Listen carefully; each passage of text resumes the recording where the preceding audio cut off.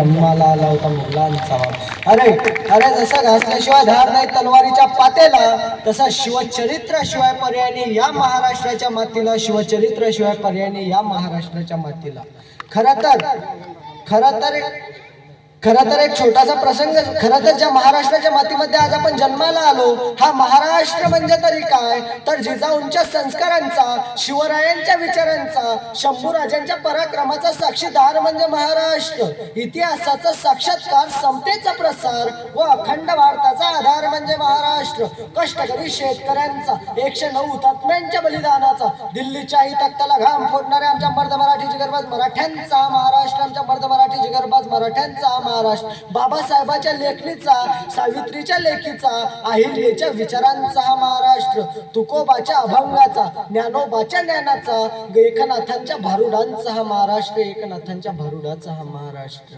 खरं तर अशा या महाराष्ट्राच्या भूमीमध्ये आज आपण जन्माला आलो. म्हणून या महाराष्ट्राच्या भूमीमध्ये जन्म आलेल्या मुलावर सांगावं लागत नाही छत्रपती शिवाजी महाराज कोण होते. या ठिकाणी जन्म आलेल्या मुलावर सांगावं लागत नाही धर्मवीर संभाजी महाराज कोण होते, कारण ते संस्कार ते बालकडून 392 वर्षापूर्वी राजमाता जिजाऊंनी या महाराष्ट्राच्या मातीत पेरून ठेवले. म्हणूनच सांगतो, एकदा काय झालं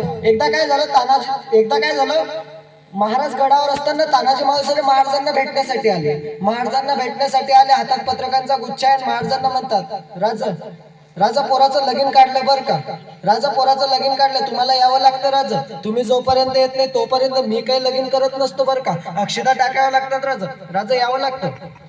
ताना पोराचं लगीन काढलं म्हणतोस होय राजा, तुम्हाला यावं लागतं राजा, मी काय लगीन करत नसतो. अरे ताना आम्ही कोंडाणा घ्यायचा म्हणतोय राजा. कोंडाणा घ्यायचा का? असा ताना मागं फिरला, हातातल्या पत्रिका फेकला, घरात पाणी सोडला आणि असा ताना गेला की पुन्हा वापसच आला नाही. तेव्हा इतिहास ओरडला, गड आला पण सिंह गेला. असा इतिहास कुटकुटला. अरे जगण्याचा तो काय नव्हता, मरण्याची जी शर्यत होती त्याला शिव काय म्हणत होते. खरं तर लोक जगण्यासाठी नाही तर मरण्यासाठी धडपडत होते, त्याला शिव काय म्हणत होते, त्याला शिव काय होत होते. अरे ते मराठ्यांचं रक्त होतं. म्हणूनच सांगतो, अरे तलवार तर सगळ्यांच्याच हातात होती, ताकद तर सगळ्यांच्याच मनगटात होती, पण स्वराज्य प्राप्तीची इच्छा ही फक्त मराठ्यांच्या रक्तात होती, ही फक्त मराठ्यांच्या रक्तात होती.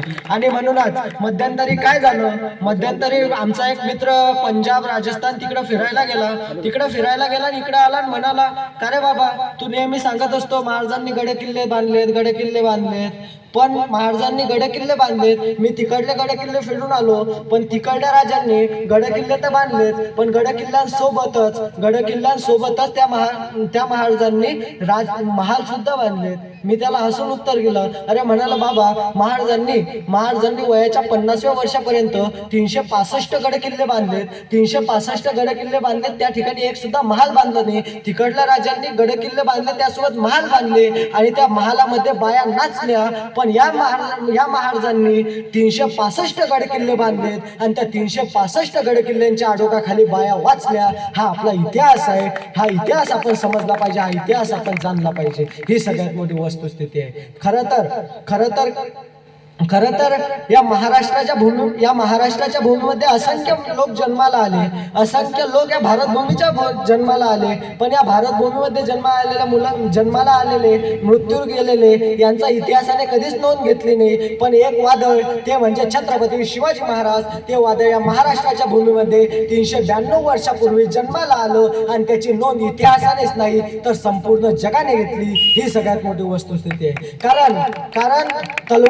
कारण हंटराच्या जोरावर आणि बंदुकीच्या धाकावर वाघाला माणसासारखं जगवणारी मी अनेक माणसं बघितली, पण हंटराच्या धाकाशिवाय आणि बंदुकीच्या जोराशिवाय माणसालाच वाघासारखं जगवणारा मी एकच राजा बघितला, ते म्हणजे छत्रपती शिवाजी महाराज.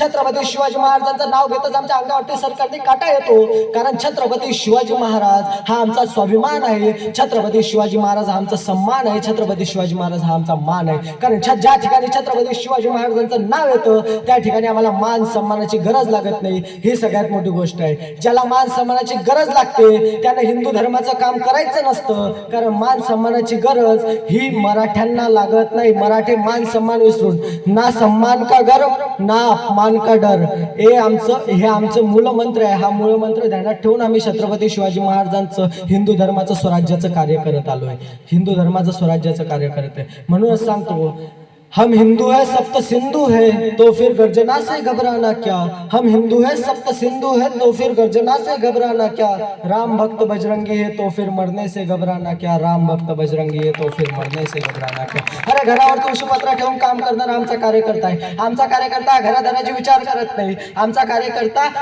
हा कुठल्याही सन्मानाची अपमानाची विचार करत नाही आणि घरावर तुळशीपत्र ठेवून काम करतो. घरच्यांचे बोलणे खातो, गावातल्यांचे बोलणे खातो. गावातले म्हणतात लोफर आहे, लोफर यार बाबा, तो हिंदू धर्माचं कार्य करते, तू लोफर आहे, तो हिंदू धर्माचं कार्य करते, त्याला गर्व असला पाहिजे मी हिंदू धर्माचं काम करतोय, नाही का. कारण कसं असतं, घरून विरोध होतो, दारून विरोध होतो, सगळीकडून विरोधच होतो धर्माचं काम केलं की. पण हा विरोध पचवण्याची ज्याच्यात ताकद असते त्यालाच मराठा म्हणतात, ही सगळ्यात मोठी वस्तुस्थिती आहे. त्यालाच मराठा म्हणतात. मराठ्यांनी आजवर कित्येक युद्ध केले, कित्येक युद्ध जिंकले, एक सुद्धा युद्ध मराठे आजवर हारले नाही, एक सुद्धा युद्ध आजवर मराठे हारले नाही. कारण तो स्वाभिमान, तो ना अपमान का गर्व, ना सम्मान का गर्व, ना अपमान का डर, हा मूल मंत्र मराठ्यांच्या लक्षात होता हो. आणि आताचे काय आहे, आताचे यांना मान सन्मान लागतो. अरे घरी वा मान सन्मानावाले म्हणा. खरं तर शंभूराजे का नाम लेते ही हर एक हिंदू डोलेगा, शंभूराजे का नाम लेते, खरं तर जब मराठे तलवार उठाएंगे तब तक जब मराठे तलवार उठाएंगे तब तक हिंदू डोलेगा, जब मराठे तलवार उठाएंगे तब तक भगवा डोलेगा, शंभूराजे का नाम लेते ही हर एक हिंदू खोलेगा, शंभूराजे का नाम लेते ही हर एक हिंदू खोलेगा. और याद रखना, एक दिन ऐसा आएगा कि कब्र में छुपा औरंगजेब भी हर हर महादेव बोलेगा.